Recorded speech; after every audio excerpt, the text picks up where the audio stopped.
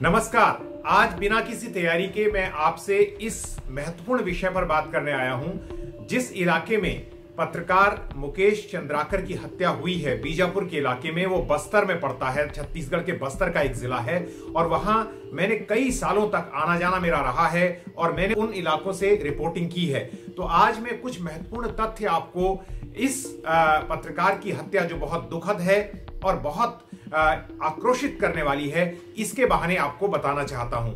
और इसके बारे में अलग से एक वीडियो बाद में करेंगे। जो लार्जर सब्जेक्ट है उसके बारे में हम बात करेंगे कि इन इलाकों में पत्रकारिता करना क्यों कठिन है। लेकिन आज उसके कुछ महत्वपूर्ण बिंदुओं को मैं जरूर छूऊंगा। तमाम यूट्यूब पर जो पत्रकार सक्रिय हैं, काम कर रहे हैं और अखबारों में मुकेश चंद्राकर की हत्या के बारे में जानकारी दी जा चुकी है, मैं उन बातों को यहां पर दोहराऊंगा नहीं। लेकिन उस पत्रकार के मारे जाने से एक जो बड़ा सवाल खड़ा होता है उसके बारे में मैं बात करूंगा कि इन इलाकों में, बस्तर का इलाका जिसका आप में से कई लोगों ने या तो नाम नहीं सुना होगा या सुना भी होगा तो बहुत कम जानकारी होगी। यह मध्य भारत में छत्तीसगढ़ के जो दक्षिणी हिस्से में पड़ने वाला है, जिसमें 7 जिले हैं। और काफी यहां पर हिंसा चल रही है। माओवादियों का एक गढ़ कहा जाता है और यहां पर भारत का ये वो इलाका है जहां बड़ी संख्या में पैरामिलिट्री फोर्सेस जो हैं वो तैनात किए गए हैं और एक लड़ाई चल रही है, एक जंग चल रही है। इससे जुड़े कई वीडियो हैं मेरे, जो मैं कोशिश करूंगा कि डिस्क्रिप्शन बॉक्स में आपके साथ शेयर कर सकूं। बहुत बड़ा एक युद्ध यहां पर चल रहा है, जो माओवादियों को धकेलने के लिए, उनको हराने के लिए भारत की पैरामिलिट्री फोर्सेस लगी हुई हैं। लेकिन इनके बीच में आदिवासी भी फंसे हुए हैं, तो वो एक अलग कहानी है। मुकेश चंद्राकर की हत्या भ्रष्टाचार को उजागर करने वाली एक रिपोर्ट के बाद हुई और इसीलिए लोगों में काफी आक्रोश है। जब मैं ये वीडियो रिकॉर्ड कर रहा हूं तब तक इसके मुख्य आरोपी को गिरफ्तार न किए जाने से काफी गुस्से की खबरें आ रही हैं। उनकी हत्या जिन परिस्थितियों में हुई उनके बारे में बहुत जानकारी पब्लिक डोमेन में है, मैं उसको रिपीट नहीं कर रहा हूं। मुकेश चंद्राकर लगातार जनहित से जुड़ी पत्रकारिता कर रहे थे। बीजापुर सबसे ज्यादा माओवाद प्रभावित इलाका है। मैं बार बार माओवाद प्रभावित इलाके को इस बात से क्यों जोड़ रहा हूं, क्योंकि एक महत्वपूर्ण बात यह है कि जब जब इन इलाकों में भ्रष्टाचार की खबरें आती हैं और उनको उजागर करने की कोशिश होती है तो एक सुरक्षा का पर्दा लगा दिया जाता है, बैरियर खड़ा कर दिया जाता है और इन इलाकों में ना तो जांच एजेंसियां पहुंच पाती हैं, जांच फैक्ट फाइंडिंग टीम्स पहुंच पाती हैं, बहुत बार उनको रोका जाता है।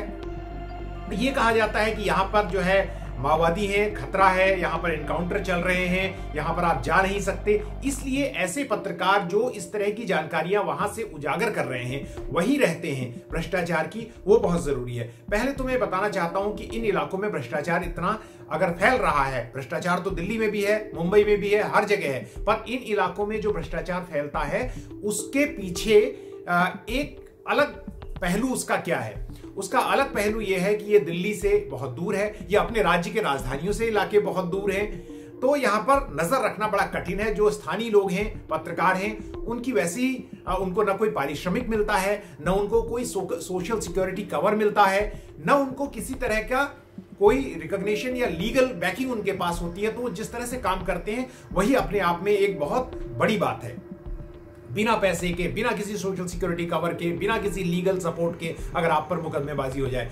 दूसरी चीज, यहां पर अक्सर प्रशासन, ठेकेदारों और पुलिस के बीच मिलीभगत की खबरें आती रहती हैं। एक बार जब मैं बस्तर में पहुंचा था और वहां के सुकमा इलाके में लैंडमाइन ब्लास्ट हुआ था, तो उसकी रिपोर्टिंग करते हुए गांव के कुछ लोगों ने सवाल उठाया कि पुलिस की इतनी मौजूदगी के बावजूद इन हाईवेज के कई बार जो उनकी मुख्य सड़कें हैं बनी हुई है, उसमें भी माओवादी अगर बड़े सुनियोजित तरीके से लैंडमाइन लगा देते हैं तो क्या इसमें जो ठेके मिलते हैं ठेकेदारों की और माओवादियों की मिलीभगत नहीं हो सकती है? ये एक बहुत जायज सवाल है जिसकी जांच होनी चाहिए कि अगर ठेकेदार वहां काम कर रहे हैं और लैंडमाइन लग रही है माओवादियों के, चाहे डर से लग रही हो, चाहे उनसे पैसा लेके लग रही हो, चाहे उनसे मिलीभगत हो, चाहे उन्हें काम करने देंगे आपको इन इलाकों में तभी जब आप ये काम होने देंगे, तो ये भी है। तो ठेकेदारों की भूमिका हमेशा वहां बड़ी संदिग्ध रही है। क्या पुलिस इन पर कार्रवाई करती है? जिस तरह से मैंने कहा कि इस वीडियो को रिकॉर्ड करते समय तक मुख्य आरोपी फरार है और आरोप लगे हैं कि पुलिस ने उसे पूरा मौका दिया भागने का। मुकेश चंद्राकर हत्याकांड में पुलिस की भूमिका संदिग्ध है। ठेकेदार जब ठेके बंटते हैं तो पुलिस और प्रशासन दोनों का उसमें काफी इन्फ्लुएंस रहता है। वो चाहे जिसको ठेका दें और ना दें, इस पर भी वो प्रभाव अपना जता सकते हैं। तो वो एक बड़ा सवाल है। तो ये जो महत्वपूर्ण सवाल यहाँ पर हैं वो बहुत जरूरी हैं। और जब इस तरह की यहाँ पर जांच की बात उठती है तो जनप्रतिनिधि, जैसे बहुत समय तक यहाँ पर मनीष कुंजाम जो है, जो एक बार सीपीआई के विधायक भी रहे, वो कई लोगों को छुड़ाने में, जब यहाँ पर एक कलेक्टर का अपहरण हो गया था सुकमा में, उनको छुड़ाने में एक मध्यस्थ की भूमिका करने में माओवादियों के साथ, जिनका एक अहम रोल रहा है, जिन्होंने कंस्ट्रक्टिव रोल अदा किया, उनका भी आरोप है कि उनको कई बार जाने से रोका गया अंदर, ये कह के कि अंदर एनकाउंटर चल रहा है और अंदर आप जा नहीं सकते हैं, जबकि वहां पर कई बार मानवाधिकारों का, कई बार भ्रष्टाचार के ऐसे मामले सामने आते हैं। तो मुख्य बात यह है कि यहाँ ये इलाके इसलिए महत्वपूर्ण है क्योंकि यहाँ पर जो माओवादी हिंसा को या यहाँ पर जो सुरक्षा कारणों को एक ढाल बनाकर इस्तेमाल किया जाता है, और उसकी आड़ में सब कोई, जो सारे लोग जो हैं, चाहे वो फॉरेस्ट डिपार्टमेंट के लोग हों, चाहे वो पुलिस में लोग हों, चाहे वो प्रशासन के लोग हों, वो उसका इस्तेमाल करते हैं। और खासतौर से प्रशासन और फॉरेस्ट डिपार्टमेंट के लोग जो हैं, वो अगर पुलिस, क्योंकि वहां पर लड़ रही है, गोलियों की जो बौछार हो रही है माओवादियों की ओर से, उसका सामना भी कर रही है, अगर उनको मैं किनारे भी कर दूं तो प्रशासन और जो फॉरेस्ट डिपार्टमेंट है उसका रोल कई बार संदिग्ध रहता है। और यह कहा जाता है कि वो इस भ्रष्टाचार में खुद भी लिप्त होते हैं।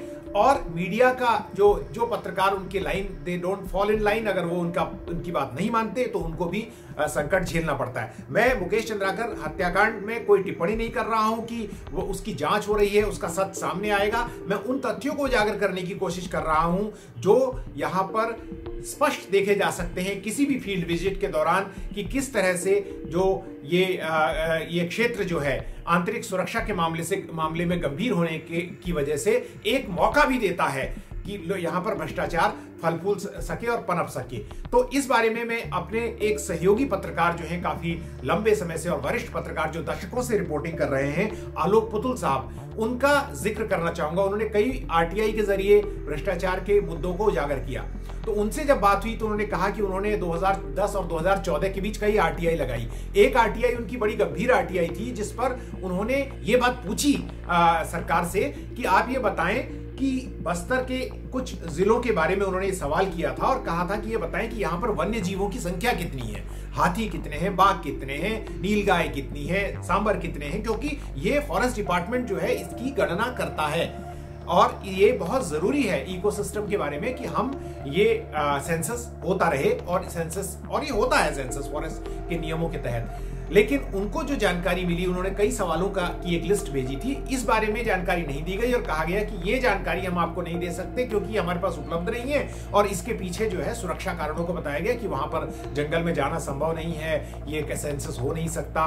और जबकि वहां पर ऐसा नहीं है, कई स्कूल भी चलते हैं, माओवादियों को इससे कोई दिक्कत नहीं है, उनको सिर्फ पुलिस से दिक्कत है और सुरक्षा बलों से दिक्कत है, क्योंकि उससे उन्हें खतरा लगता है। बाकी चीजों से अगर उन्हें लगता है कि कोई बहुत ज्यादा नहीं है तो उनके हमेशा बयान भी आते रहते हैं कि हमें इससे कोई दिक्कत नहीं है। लेकिन उनको, आलोक पुतुल को, इसी बात को ढाल बनाकर ये जानकारी नहीं दी गई। लेकिन पुतुल ने मुझे जो बताया, कहा कि उनको दूसरे कई चीजों के खर्चे के बारे में जानकारी दी गई। जैसे उन्हें बताया गया कि नाइट पेट्रोलिंग जो होती है, अब नाइट पेट्रोलिंग होती है वहां पर, एक तरफ कहा जा रहा है कि जो सुरक्षा मुश्किल है वहां है, इसलिए सेंसस नहीं हो सकता जानवरों का, लेकिन वाइल्ड लाइफ जो जितनी है वहां पर उसका सेंसस नहीं हो सकता। लेकिन नाइट पेट्रोलिंग का खर्चा उन्हें बताया गया।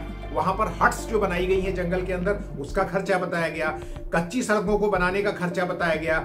जो प्लास्टर ऑफ पेरिस का इस्तेमाल होता है कई बार वहां पर बिछाया जाता है सेंसस के लिए, उसमें कितना खर्चा हुआ ये भी बताया गया। तो महत्वपूर्ण बात यहां पर जानने की ये है कि इन इलाकों में जहां मीडिया हाउसेस बहुत उत्सुक नहीं हैं, वहीं पर सबसे समृद्ध रिसोर्सेस हैं और उन समृद्ध रिसोर्सेज की लूट वहां पर हो रही है, मनमाने तरीके से ठेके दिए जा रहे हैं, वहां पर माइनिंग कंपनियां घुस रही हैं, वहां पर जनसुनवाई में बेईमानी हो रही है, वहां पर लोगों की जमीन ली जा रही है। तो इन तमाम सवालों का जो जवाब है वो कैसे मिलेगा अगर वहां पर ट्रांसपेरेंसी नहीं होगी। तो इन पत्रकारों का रोल वहां पर बहुत इंपॉर्टेंट हो जाता है जब ट्रांसपेरेंसी की हम मांग करते हैं। लेकिन जो आंतरिक सुरक्षा का डर दिखाकर कई बार आंतरिक सुरक्षा की ढाल बनाकर उन इलाकों में जांच के रास्ते में रोड़े खड़े किए जाते हैं, बैरियर खड़े किए जाते हैं। तो ये एक बहुत महत्वपूर्ण विषय था जिसके बारे में बताने की जरूरत थी, और यही महत्वपूर्ण विषय इसलिए भी बताने की जरूरत थी क्योंकि इन पत्रकारों की भूमिका महत्वपूर्ण हो जाती है जो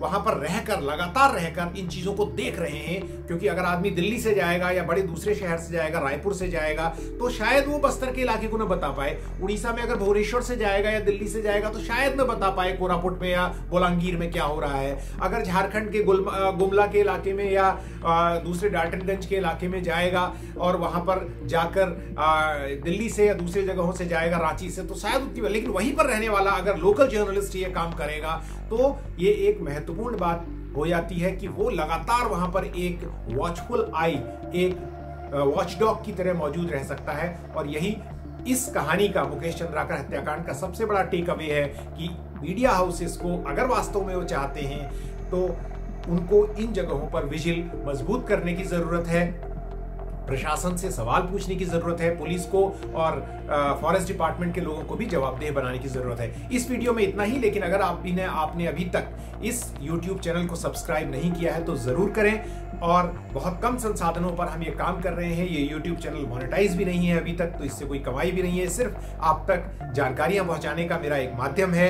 तो इसको सफल बनाने के लिए लोगों तक पहुंचाएं। मुकेश चंद्राकर जैसे लोगों के लिए जो आवाज उठ रही है, उनके परिवार को मुआवजा देने के लिए और उनको मदद करने के लिए, उसमें भी अपनी आवाज जोड़ें। आप सबका बहुत बहुत शुक्रिया। जल्द ही दूसरी वीडियो में आपसे फिर मुलाकात होगी।